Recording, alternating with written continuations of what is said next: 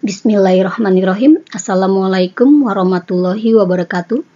Kali ini kita akan belajar mengenai fungsi eksponen. Pengalaman belajar yang diharapkan setelah mempelajari fungsi eksponen antara lain dapat mengidentifikasi fungsi eksponen dan dapat menyelesaikan permasalahan yang berkaitan dengan fungsi eksponen. Yang menjadi pertanyaan sekarang adalah, apakah itu fungsi eksponen? Ketika di SMP, kalian pernah mempelajari mengenai relasi dan fungsi. Kalian pernah mempelajari juga fungsi linier dan fungsi kuadrat. Sebuah fungsi eksponen, ini Ibu tuliskan di sini ya. Jadi sebuah fungsi eksponen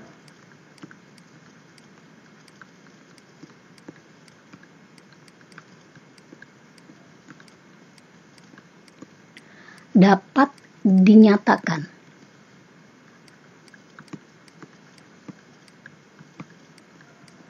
dengan bisa menggunakan pemetaan, berarti F. Fungsi F memetakan X ke N dikali A pangkat X. Atau kalau dengan menggunakan rumus fungsi, ini menjadi Fx sama dengan N dikali A pangkat X. Dengan A merupakan bilangan pokok, A-nya harus lebih dari 0 dan A-nya tidak boleh 1. Lalu X dan N ini merupakan bilangan real dengan N-nya tidak boleh 0. Berikut Ibu berikan contoh yang merupakan fungsi eksponen dan bukan eksponen. Perhatikan di sini, ini merupakan fungsi eksponen, maka yang menjadi variabel itu merupakan pangkat atau eksponennya. Maka kita namakan dia adalah fungsi eksponen. Nah, ini contoh, misalkan Ibu punya yang pertama, itu Fx sama dengan 2x. Fx sama dengan 2x, ini berarti 2 kali x. Ini koefisiennya 2, variabelnya x. Nah, kalian lihat di sini, ini pangkatnya 1. Ini bukan fungsi eksponen. Jadi, ini bukan merupakan fungsi eksponen, tapi dia merupakan fungsi linier biasa.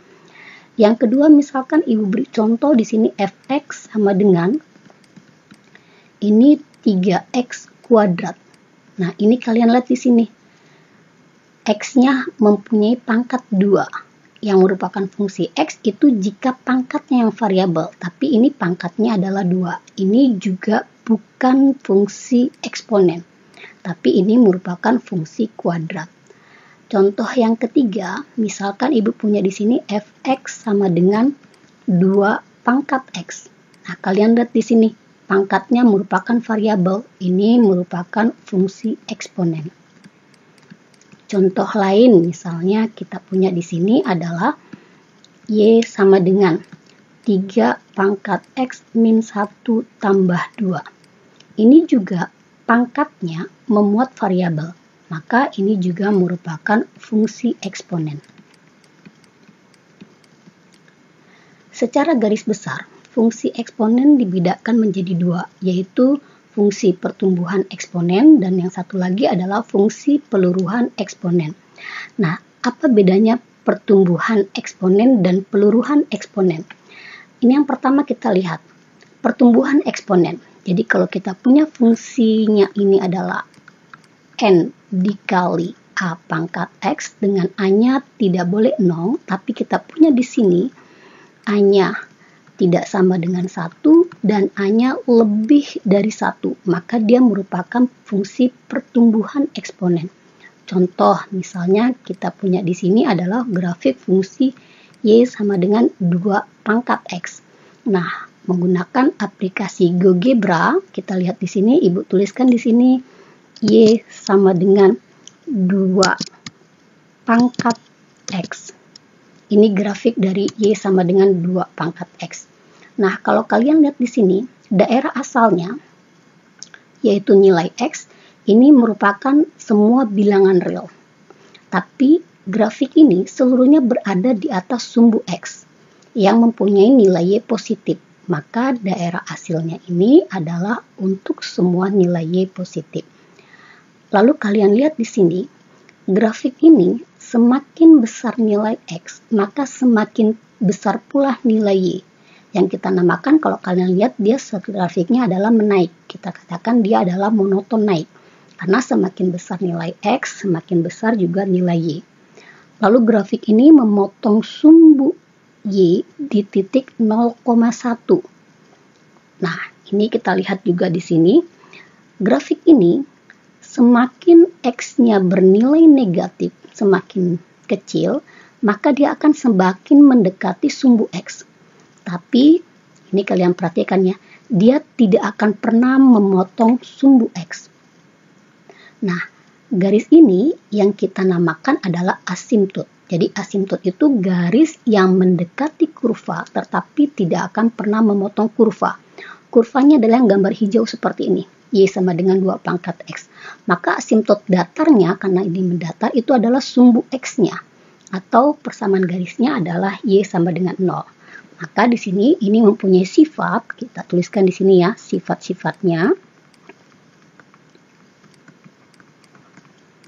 Yang pertama adalah mempunyai daerah asal atau domain itu untuk seluruh X anggota bilangan real. Yang kedua, dia mempunyai daerah hasil atau rank untuk semua nilai Y yang bernilai positif. Jadi Y-nya lebih dari 0 dan Y-nya juga anggota bilangan real. Yang ketiga tadi kita lihat itu grafik berada di atas sumbu X.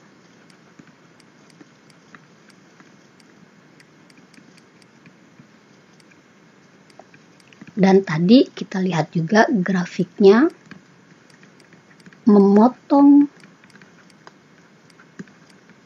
sumbu Y di titik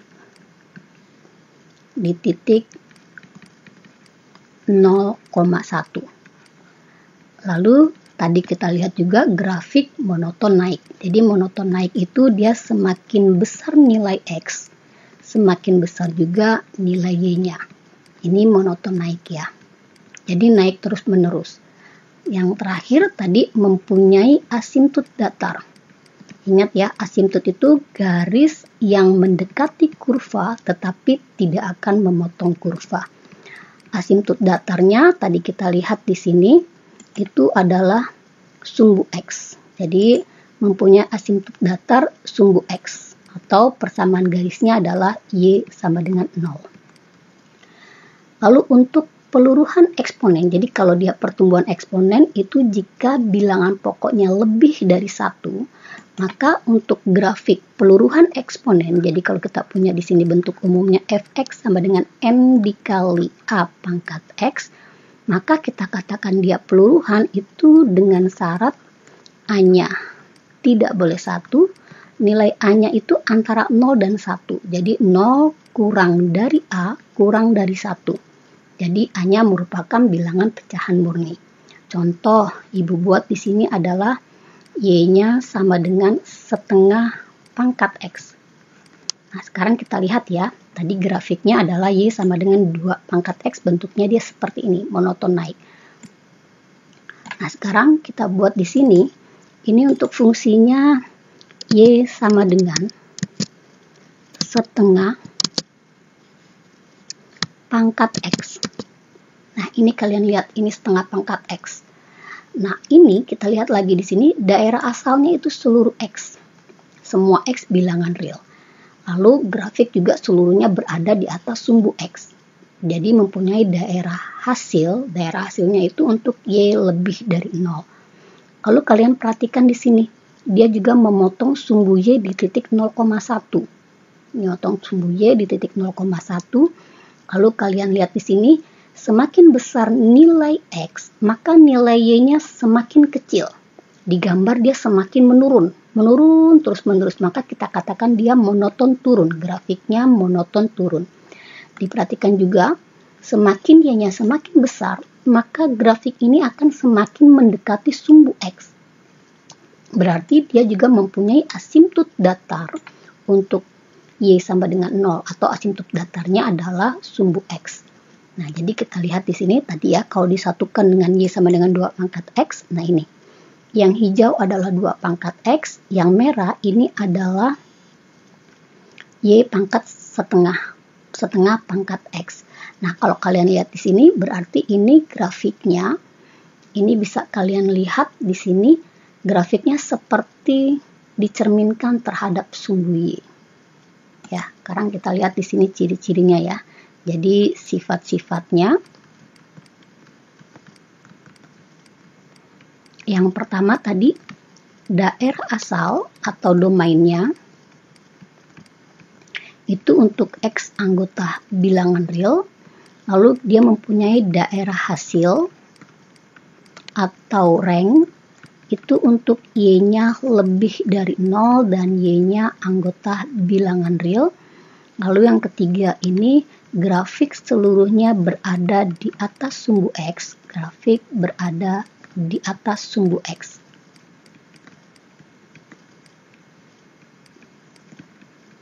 Lalu yang keempat kita punya sini grafik memotong sumbu X. Bukan memotong sumbu X ya, memotong sumbu Y di titik 0,1. Lalu grafik tadi adalah monoton turun.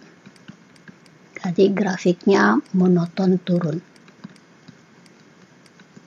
Lalu yang terakhir mempunyai asintut datar.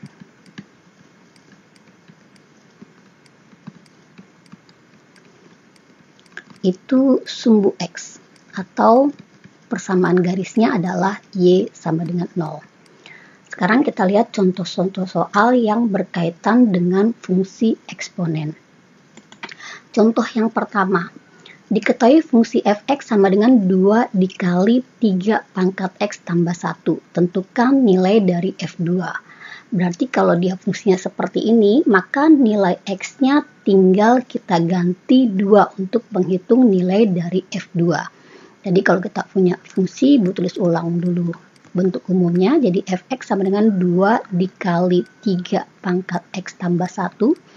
Maka f2 tinggal diganti x-nya dengan 2. Jadi 2 dikali 3 pangkat 2 tambah 1. Nah ini berarti 2 tambah 1 adalah 3. Jadi 2 dikali 3 pangkat 3. 3 pangkat 3 kita hitung terlebih dahulu menjadi 27. Jadi 2 kali 27 hasilnya adalah 54. Contoh yang berikutnya. Diketahui fungsi f(x) sama dengan 3 pangkat x. Tentukan nilai dari fp tambah 2 dibagi fp min 1. Berarti nanti pangkatnya, x-nya kita ganti dengan p tambah 2, baru kemudian dibagi dengan pangkatnya kita ganti dengan p min 1. Jadi kalau kita tulis di sini, fp tambah 2 dibagi fp min 1. Nah, ini rumus fungsinya adalah 3 pangkat X. Berarti 3 pangkat X-nya kita ganti dengan P tambah 2 dibagi 3 pangkat P min 1. Kita ingat sifat dari bilangan berpangkat. Jadi kalau dia pangkatnya ditambah, berarti bilangan pokok dengan pangkat yang sama, dia dengan bilangan pokoknya yang sama, berarti ini dia dikali. Kalau pangkatnya ditambah berarti ininya dikali. Bilangan berpangkatnya dikali. Jadi 3 pangkat P dikali 3 pangkat 2. Berarti yang ini dibagi menjadi 3 pangkat P dikali 3 pangkat min 1. Nah ini ya.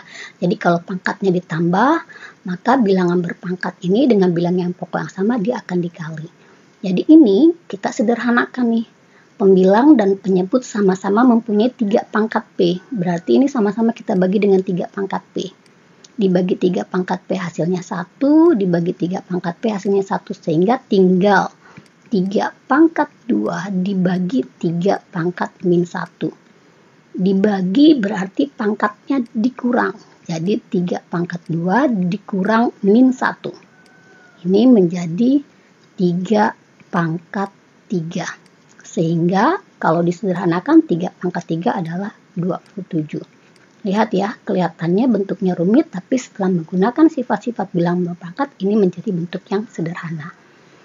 Contoh yang berikutnya, diketahui grafik fungsi Y sama dengan 3 pangkat X dikurang 3 pangkat X tambah 1 melalui titik A dan titik B. A dengan B memuat variabel ya. Di sini A dengan B belum diketahui nilainya. Tentukan nilai dari A tambah B.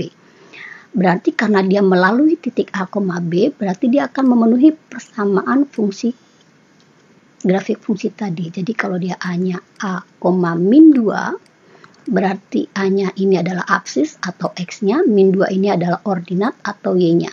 Maka tinggal kita ganti fungsi tadi X dengan Y-nya dengan A dan min 2. Jadi Y-nya kita ganti dengan min 2. Ini akan sama dengan 3 pangkat A dikurang 3 pangkat min 2. Tak min 2 ya, salah ya. 3 pangkat A tambah 1. Ini 3 pangkat A tambah 1. Nah, tadi pangkatnya ditambah. Berarti ini jadi bilangan berpangkatnya dikali. Jadi 3 pangkat A dikali 3 pangkat 1. Nah, ingat dulu ketika di SMP, misalkan kita punya X kuadrat tambah 2X. Ketika kita mau memfaktorkan, keluarkan faktor yang samanya X, ini menjadi tinggal X tambah 2. Atau kalau di sini X kuadrat min X, maka kalau kita faktorkan dia menjadi X, ini menjadi X min 1. Ini satunya tidak ditulis ya. Di depan variabel koefisien 1 tidak ditulis. Ini sama ini. Angka 1 tidak ditulis. Faktor yang samanya adalah 3 pangkat A. Kita keluarkan 3 pangkat A. Maka ini tinggal 1 dikurang 3 pangkat 1 itu 3. Jadi di sini min 2 sama dengan 3 pangkat A dikali min 2. Ibu pindahkan ya bentuknya. Ruas kanan ibu pindahkan seluruhnya di ruas kiri. Jadi ini 3 pangkat A dikali min 2, ruas kiri ibu pindahkan jadi ruas kanan, ini min 2. Nah, ini min 2-nya pindah ke ruas kanan jadi bagi, jadi 3 pangkat A sama dengan min 2 dibagi min 2. Ini 3 pangkat A menjadi 1. Nah, ini bentuk persamaan eksponen. Ketika menyelesaikan persamaan eksponen, jadikan ruas kiri dan ruas kanan satu bilangan berpangkat dengan bilangan pokok yang sama. Ingat, 1 ini adalah bilangan berapapun kecuali 0 dipangkatkan 1, itu hasilnya dipangkatkan 0, itu hasilnya akan 1. Jadi ini kita tulis menjadi 3 pangkat A sama dengan 3 pangkat 0. Ketika ruas kiri dengan ruas kanan sudah satu bilangan berpangkat dengan bilangan pokok yang sama, maka pangkatnya akan sama. Jadi ini A akan sama dengan 0. Dengan cara yang sama, kita akan menghitung nilai B. Ini berarti B, min 18. Ini sama ya, berarti Y-nya itu adalah min 18 dan X-nya itu adalah B. Ini X-nya adalah B. Jadi kita ganti Y-nya dengan min 18, lalu kita ganti X-nya dengan B. Jadi ini 3 pangkat B dikurang 3 pangkat B tambah 1. Lalu gunakan sifat bilangan berpangkat, jadi 3 pangkat B dikurang 3 pangkat B dikali 3 pangkat 1. Ini menjadi keluarkan faktor yang sama, 3 pangkat B, ini tinggal 1 min 3. Jadi, min 18 sama dengan 3 pangkat B dikali min 2. Ini ibu pindahkan ya. Tadi kayak tadi, jadi 3 pangkat B dikali min 2 itu akan sama dengan min 18. Ini berpindahkan seluruhnya ruas kiri ke ruas kanan ke ruas kiri. Jadi 3 pangkat B-nya menjadi min 18 dibagi min 2. Hasilnya 9. Nah, ruas kiri 3 pangkat B, ruas kanannya 9. 9 ini berarti menjadi 3 pangkat 2. Jadi 3 pangkat B sama dengan 3 pangkat 2. Ruas kiri dan ruas kanan sudah satu bilangan berpangkat dengan bilangan pokok yang sama. Maka pangkatnya menjadi sama. Jadi B-nya sama dengan 2. Jadi kita punya di sini A tambah B itu akan sama dengan 0 tambah 2. Ini hasilnya adalah 2. Sekarang contoh yang berikutnya. Bakteri E. coli itu menyebabkan penyakit diare pada manusia. Seorang peneliti mengamati pertumbuhan 50 bakteri ini pada sepotong makanan dan menemukan bahwa bakteri ini membelah menjadi 2 setiap 1/4 jam. Tentukan banyaknya bakteri setelah 3 jam pertama. Cara menyelesaikan ini mungkin di SMP bisa menggunakan deret geometri, tapi sekarang Ibu menggunakan fungsi untuk menyelesaikannya. Berarti di awal kita ada 50 bakteri. Berarti banyaknya bakteri kita simbolkan itu, jadi untuk menghitung banyaknya bakteri itu kita jadikan dia fungsi fx. Jadi banyaknya bakteri itu dimisalkan dengan fungsi fx. Jadi di awal berarti pada saat waktunya 0 itu adalah ada 50 bakteri. Di saat 1/4 jam pertama, berarti 1/4 jam yang pertama, berarti ini F1, ini dia membelah menjadi 2. Jadi dia akan menjadi 50-nya kita kali dengan 2. Lalu untuk 1/4 jam yang kedua atau setelah 30 menit, berarti ini F2, ini akan menjadi 50 kali 2, yang tadi F1-nya kita kali lagi 2. Maka kita tulisnya menjadi 50 dikali 2 kali 2. Menjadi 50 kali 2 pangkat 2. Lihat ya polanya. Ini berarti ketika X-nya 1 dia menjadi 2 pangkat 1. Ketika X-nya 2 dia pangkat 2 pangkat 2. Ini 0. 2 pangkat 0 itu 1, maka tidak ditulis. Berarti di sini kalau dia F3, kita akan langsung dia akan menjadi 50 dikali 2 pangkat 3. Jadi kita punya di sini fx-nya mempunyai pola 50 dikali 2 pangkat x. Dengan x ini adalah waktu setiap 1/4 jam. Jadi waktu setiap 15 menit atau 1/4 jam. Nah, karena kita ditanya di sini adalah 3 jam. 3 jam itu berapa kali dari 15 menit? Jadi kita ganti di sini. 3 jam ini berarti 3 kali 60 menit. Nah, karena ini setiap 15 menit kita bagi dengan 15 menit. Kita sederhanakan ya. 60 menit dibagi 15 menit, ini hasilnya 4 dan ini hasilnya 1. Maka di sini menjadi 3 kali 4. Jadi hasilnya adalah 12.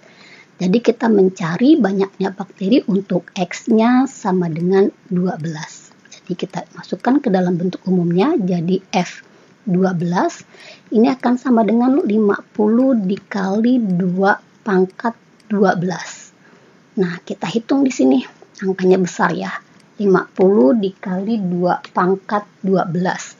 Setahu Ibu, 2 pangkat 10 itu 1024. Kita hitung di sini, Ibu gunakan kalkulator. Jadi 1024 pangkat 10, pangkat 11-nya berarti kali 2, 2048, pangkat 12-nya kita kali 2 berarti 4096. Jadi 50 dikali 4096. Ini kita kalikan. Berarti dikali 50, hasilnya menjadi 204.000. Ini Bu tulis kali ya. 204.800 bakteri setelah 3 jam. Ini untuk contoh yang keempat. Jadi ini 50 dikali 4096 hasilnya 204.800 bakteri setelah 3 jam. Contoh berikutnya, seorang ahli memperkirakan bahwa dalam kondisi ideal, populasi suatu bakteri berkembang setiap menit mengikuti fungsi BT sama dengan P dikali 2 KT tambah 1, di mana P dan K adalah konstanta positif. Pada saat T sama dengan 0 terdapat 2000 kalori. Nah, sekarang kita lihat ini. Berarti kita punya bentuk umum, ini BT sama dengan P dikali 2. Ibu ganti nulisnya ya, sebentar Ibu rapikan. P dikali 2 pangkat KT tambah 1. Nah, kalian lihat di sini, kita masih ada yang belum kita ketahui P dengan K-nya. Nah, tapi pada saat T sama dengan 0, bakterinya itu berarti BT-nya ya. Itu adalah 1000. Oh, bukan 1000, salah tulis Ibu. 2000. BT-nya menjadi 2000. Pada saat T sama dengan 0 terdapat 2000 bakteri. Nah, ini kita ganti ke bentuk rumus fungsinya. Jadi 2000 ini akan sama dengan P dikali 2. K kali T-nya 0 tambah 1. K kali 0 dia adalah 0 tambah 1 berarti 1. Jadi P dikali 2 pangkat 1. Ini sama dengan 2000. Nah, berarti 2-nya kita pindahkan ke ruas kiri. Jadi 2000 dibagi 2. Ini akan sama dengan P. Kita dapat nilainya P menjadi 1000. Kita sudah dapat ya, P-nya bernilai 1000. Lalu yang berikutnya, untuk T sama dengan 10 menit. Ini T-nya 10 menit. Maka bakterinya itu menjadi 4000 koloni. Ini menjadi 4000 koloni. Nah, ini kita ganti juga jadi 4000. P-nya cuman kita sudah tahu dia menjadi 1000. 1000 dikali 2 pangkat ini K kali 10 tambah 1. Nah, ini 1000-nya karena dia kali pindah ke ruas kiri jadi bagi. Jadi 4000 kita sederhanakan dulu dibagi 1000. Ini akan sama dengan 2 pangkat 10K tambah 1. Ini jadi 4 sama dengan 2 pangkat 10K tambah 1. Nah, sekarang kalian lihat di sini. Ini 10K tambah 1. Ruas kiri dengan ruas kanan jadikan satu bilangan berpangkat dengan bilangan pokok yang sama. Jadi 4 ini menjadi 2 pangkat 2. Ini sama dengan 2 pangkat 10K tambah 1.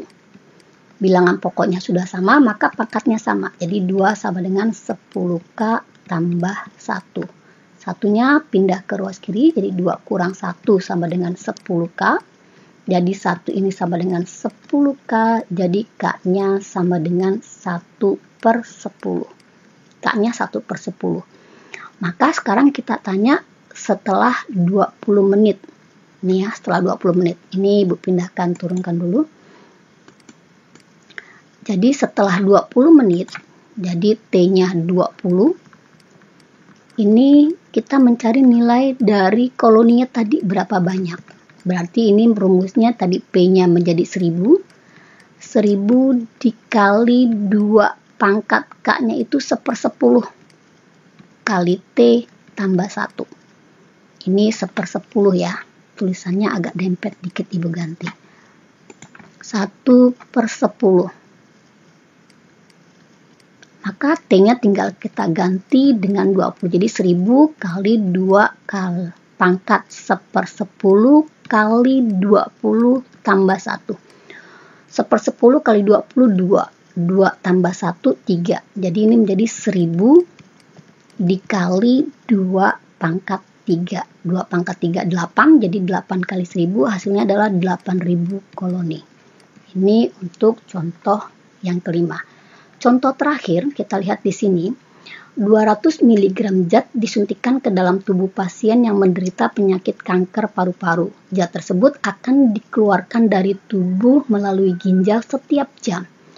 Jika setiap jam 50% zat tersebut dikeluarkan dari tubuh, tentukan miligram zat tersebut yang tersisa dalam tubuh pasien setelah 5 jam. Jadi, ini kita lihat ya, setiap 1 jam, ini setiap 1 jam, zat dikeluarkan, ini dikeluarkan dari tubuh, itu adalah 50%. Berarti, Ibu, karena yang ditanya adalah yang tersisa, berarti setiap jam, zat yang tersisa, ini tersisa, di dalam tubuh, karena yang dikeluarkan 50%, maka yang tersisanya juga 50%. Kalau yang dikeluarkan 60%, maka yang tersisanya 40%. Ini dikeluarkan 50%, maka yang tersisa ini adalah 50%. Ini Ibu rapikan dulu tulisannya ya. Jadi yang tersisa di dalam tubuh itu adalah 50%. Nah, sekarang kita amati polanya. Di awal berarti pada di awal itu sudah ada 200 mg. Sama kayak tadi ya. Berarti untuk 1 jam pertama berarti ini menjadi 200 dikali 50%. Jadi 50% ini berarti 50 per 100. Jadi kalau kita sederhanakan ini jadi 50 per 100. Ini menjadi setengah. Maka ini setengahnya yang tersisa di tubuh. Berarti 200 kali setengah. Ini T-nya 1 ya. Berarti kalau 2 jam berikutnya atau 2 jam yang pertama dari yang berarti 200 dikali setengah kali lagi setengah. Nah, kalau dibuka kurung ini menjadi 200 dikali setengah pangkat 2. Nah, dari sini kita dapat polanya, berarti fx itu akan sama dengan 200 dikali setengah pangkat x. Dengan x-nya itu adalah setiap 1 jam. Setiap 1 jam pertama. Jadi, kalau dia setelah 5 jam, ini dia minta setelah 5 jam, ini untuk yang tersisa di tubuh ya. Ini menjadi X-nya adalah 5. Jadi kita ganti di sini F5 berarti 200 dikali setengah pangkat 5. Atau menjadi 200 dikali setengah pangkat 5 menjadi 1 per 2 pangkat 5. 2 pangkat 5 adalah 32. Nah, kita gunakan kalkulator di sini.